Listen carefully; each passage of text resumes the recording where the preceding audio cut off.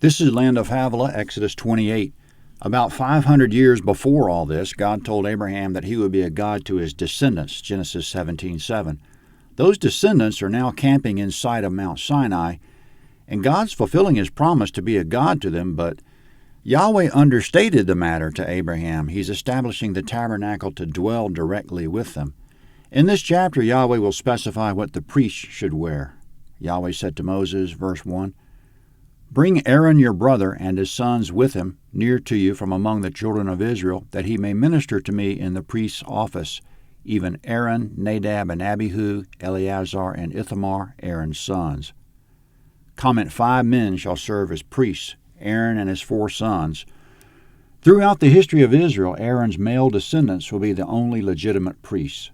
Verse 2, "You shall make holy garments for Aaron your brother, for glory and for beauty." Comment, Aaron will be the one high priest. His clothing will be for glory and beauty. This is again according to Hebrews 8, 1-5, that the high priest and tabernacle serve as a copy and shadow of heavenly things. Christ, our high priest, is glorious and beautiful. Therefore, Aaron the high priest's clothing will be glorious and beautiful. Verse 3, "You shall speak to all who are wise-hearted, whom I have filled with the spirit of wisdom, that they make Aaron's garments to sanctify him, that he may minister to me in the priest's office." Comment, Yahweh says, "I've already prepared certain people to construct the clothing." People, quote, "whom I filled with the spirit of wisdom, that they may make Aaron's garments," end quote. These individuals have a particular talent and assignment from Yahweh to make the clothing. 90% of the attention here will be on Aaron's garments because Aaron will be the one high priest. His garments will be very colorful, detailed, and symbolic. The other priest's clothing will be relatively plain. Aaron's clothing will include, verse 4, "These are the garments which they shall make, a breastplate and an ephod, and a robe, and a coat of checkerwork, a turban, and a sash. And they shall make holy garments for Aaron your brother and his sons, that he may minister to me in the priest's office." Comment, that was an overview of what's coming up in the chapter. All the priestly clothing will be holy, but since Aaron will be functioning as the one high priest, he'll be the one wearing all the specialty items just mentioned, including the ephod, which is something like an elongated vest or apron, a breastplate attached to that, and under the ephod a certain robe or coat, plus a turban. Around the turban there'll be a sash which will hold an engraved plate or crown on the forehead. Coming up, the ephod or vest or apron worn outermost. Verse 5, "They shall take the gold and the blue and the purple and the scarlet and the fine linen. They shall make the ephod of gold, of blue and purple, scarlet, and fine twined linen, the work of a skillful workman. It shall have 2 shoulder straps joined to the 2 ends of it, that it may be joined together. The skillfully woven band which is on it, that is on him, shall be like its work and of the same piece, of gold, of blue and purple and scarlet, and fine twined linen." Comment, we would need more information to totally visualize all these pieces of clothing, including the ephod, but the ephod was linen and was in 2 pieces, 1 piece in front, 1 piece in back. But the front and back were a unit because of being joined together with shoulder straps at the top and a woven band around the torso. The ephod and its band were blue, purple, and scarlet linen, in keeping with the color scheme of the gate of the court, the door of the tabernacle, and the tabernacle's ceiling and veil. The weaving of the linen was to be, quote, "the work of the skillful workman," end quote. Lots of people could operate a loom, but it would take more skill to create the color pattern Yahweh has in mind, the pattern he's showing Moses on the mountain. In verses 6 and 8, there was a 4th color in the ephod, woven into the band and the ephod, which was gold, but this wasn't linen. It was gold metal beaten into thin plates, cut into threads, and worked into the linen, Exodus 39:3. Coming up, the ephod will have stones on the shoulders, verse 9. "You shall take 2 onyx stones and engrave on them the names of the children of Israel, 6 of their names on the one stone, and the names of the 6 that remain on the other stone, in the order of their birth. With the work of an engraver in stone, like the engravings of a signet, you shall engrave the 2 stones, according to the names of the children of Israel. You shall make them to be enclosed in settings of gold. You shall put the 2 stones on the shoulder straps of the ephod, to be stones of memorial for the children of Israel, and Aaron shall bear their names before Yahweh on his 2 shoulders for a memorial. You shall make settings of gold, and 2 chains of pure gold. You shall make them like cords of braided work, and you shall put the braided chains on the settings. Comment, an onyx stone on each shoulder strap will be engraved with the names of the sons of the children of Israel, 6 names on one stone, 6 names on the other. The stones will be in gold settings attached to the shoulder straps of the ephod by gold chains. Coming up, a breastplate the size of a man's hand will be the outermost thing on the high priest's chest. Verse 15. You shall make a breastplate of judgment, the work of the skillful workman, like the work of the ephod you shall make it, of gold, of blue and purple and scarlet and fine twined linen you shall make it. It shall be square and folded double. A span shall be its length of it, and a span its width. You shall set it in settings of stones, 4 rows of stones. A row of ruby, topaz, and beryl shall be the first row, and the second row a turquoise, a sapphire, and an emerald, and the third row a jacinth, an agate, and an amethyst, and the fourth row a chrysolite, an onyx, and a jasper. They shall be enclosed in gold in their settings. The stones shall be according to the names of the children of Israel, 12 according to their names. Like the engravings of a signet, every one according to his name, they shall be for the 12 tribes.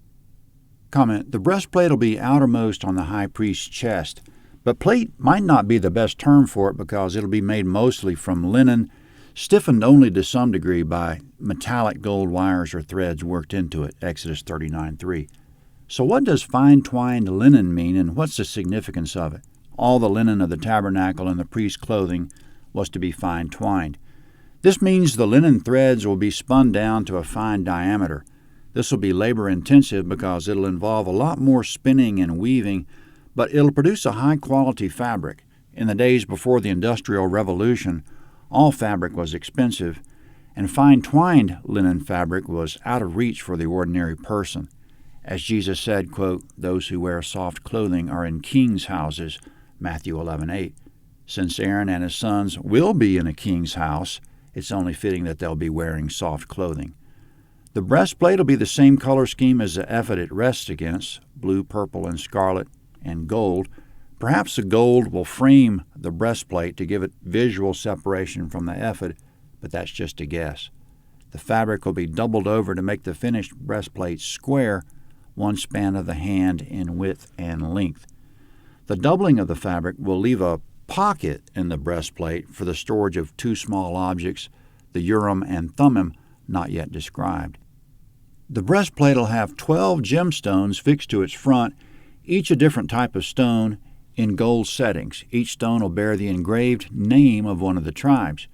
Why a hodgepodge of stones in mismatched colors rather than uniformity? Maybe because God recognizes that all his children are unique. In verse 21, the names on the stones will be like the engravings of a signet. A signet's used for stamping a person's personal mark on a document. A signet is a symbol of authority. If a person lent his signet to someone, he was transferring his authority to that person, as when Pharaoh gave Joseph his signet. The signet gave Joseph authority over Egypt, authority to write any order and stamp it. That order would bear the authority of Pharaoh because it was Pharaoh's signet. Why would Yahweh command Aaron to wear signet stones of the tribes on his chest? This would bestow authority to Aaron so that he could pray to God on behalf of the tribes. Christ is our high priest. Let's tell him he has authority to act in our best interest. Let's hand him our signet, so to speak. That's what we're telling him when we pray, not our will, but yours be done. We're giving him our signet, our authority, our permission to do with us whatever he wants. Coming in the next 7 verses to attach the breastplate to the ephod, braided gold chains will run from the onyx settings on Aaron's shoulders to the breastplate. When Aaron leans over, the breastplate won't swing out because of another attachment at its sides. Verse 22, "You shall make on the breastplate chains like cords of braided work of pure gold. You shall make on the breastplate 2 rings of gold, and shall put the rings on the 2 ends of the breastplate. You shall put the 2 braided chains of gold in the 2 rings at the ends of the breastplate. The other 2 ends of the 2 braided chains you shall put on the 2 settings, and put them on the shoulder straps of the ephod in its forepart. You shall make 2 rings of gold, and you shall put them on the 2 ends of the breastplate, on its edge, which is toward the side of the ephod inward. You shall make 2 rings of gold, and shall put them on the 2 shoulder straps of the ephod underneath, in its forepart, close by its coupling, above the skillfully woven band of the ephod. They shall bind the breastplate by its rings to the rings of the ephod with a lace of blue, that it may be on the skillfully woven band of the ephod, and that the breastplate may not swing out from the ephod. Comment, that was the suspension system for the breastplate, gold braided chains going to the shoulders, and a lace of blue to keep it from swinging out. Verse 29. Aaron shall bear the names of the children of Israel in the breastplate of judgment on his heart when he goes into the holy place, for a memorial before Yahweh continually. Comment, the holy place is the first room of the tabernacle. It'll be closed to the public. Numbers 4:20. It's understood that when Aaron goes in there, he'll be in the presence of God. The names on the breastplate will keep the 12 tribes of Israel before Yahweh continually. This is a symbol of every name of every person being known to God, that he's continually aware of us, so much that he keeps the numbers of the hairs on our head counted. Matthew 10:30. The names aren't on the stones because Yahweh has a bad memory. It's a sign to the people that Yahweh remembers them. For his part, Yahweh is constitutionally incapable of forgetting us. He remembers us more faithfully than a nursing mother remembers her baby. Isaiah 49:15. Our names are engraved on the palms of his hands. Isaiah 49:16. The names will be a continual reminder to God, not that he needs any reminders, to act in the best interest of Israel. We're written on the hands of the risen Christ, where he told Thomas, "Reach here your finger," John 20:27. Verse 30. You shall put in the breastplate of judgment the Urim and the Thummim, and they shall be on Aaron's heart when he goes in before Yahweh. And Aaron shall bear the judgment of the children of Israel on his heart before Yahweh continually. Comment, the Urim and Thummim are obscure, mentioned only in a few places of the Old Testament, but clearly they were small objects stored in the breastplate, used for the determination of Yahweh's judgments or decrees, we might say. For example, the priest might want to know from Yahweh whether Israel should go to war. He would use the Urim and Thummim to determine God's judgment or decree on the matter. Numbers 27:21 and 1 Samuel 28:6. However, in verse 30 that we just read, it seems it might also work in the other direction, that whatever Aaron judges or prays or decrees on Israel's behalf, Yahweh will do. Quote, Aaron shall bear the judgment of the children of Israel on his heart before Yahweh continually. End quote. Coming up, other articles for Aaron the high priest to be worn under the ephod. Verse 31. You shall make the robe of the ephod of all blue. It shall have a hole for the head in the middle of it. It shall have a binding of woven work around its hole, as it were the hole of a coat of mail, that it not be torn. Comment, Aaron will wear a blue robe under the ephod. He'll put the robe on like a poncho by putting his head through a hole. The hole will be reinforced around the neck, that it not be torn.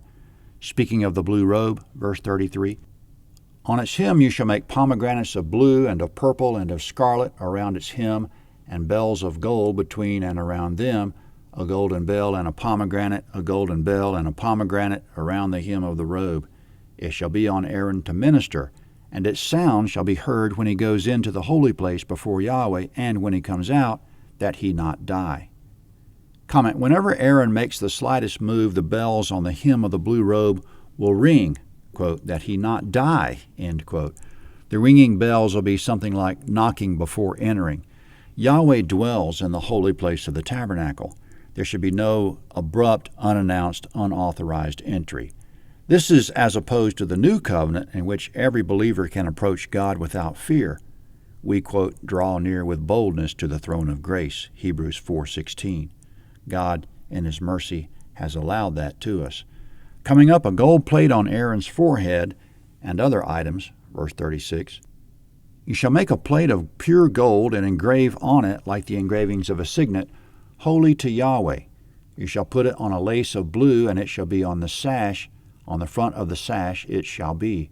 It shall be on Aaron's forehead, and Aaron shall bear the iniquity of the holy things, which the children of Israel shall make holy in all their holy gifts, and it shall be always on his forehead, that they may be accepted before Yahweh.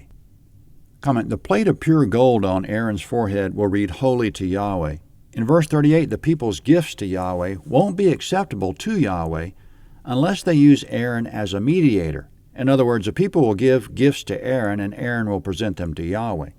Aaron will bear the iniquity of the gifts, so that the gifts are purified, acceptable, and holy to Yahweh. Thus the inscription on the head, Holy to Yahweh. The high priest is a copy and shadow of Christ, Hebrews 9:11.